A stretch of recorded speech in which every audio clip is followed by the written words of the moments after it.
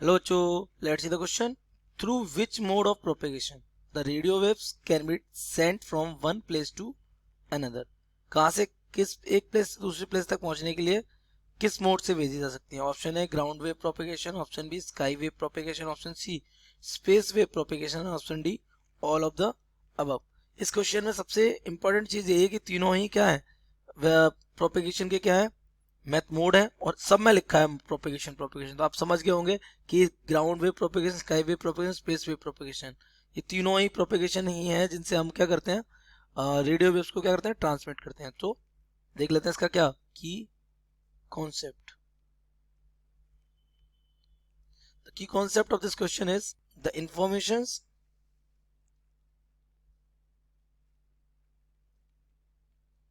आप इंफॉर्मेशन समझ गए होगे, जिसे मैसेज भी बोल सकते हैं, आप अपने नॉर्मल मैसेज भी बोल सकते हो, आर सेंट कॉमा रिसीव्ड और प्रोसेस्ड। ये क्या होती है, इंफॉर्मेशन को सेंड भी किया जाता है, रिसीव भी किया जाता है और प्रोसेस भी किया जाता है through the means of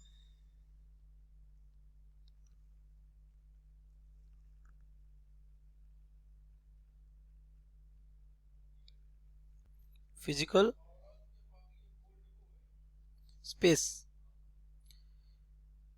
as a communication medium.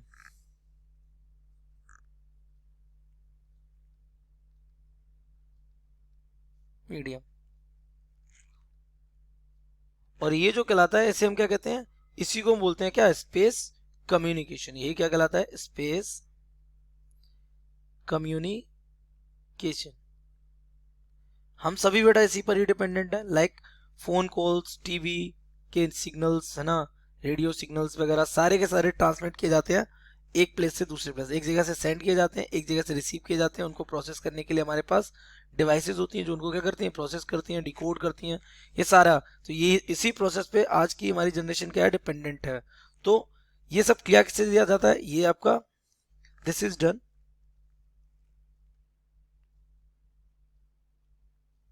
Done by modes of propagation on the basis of their frequencies।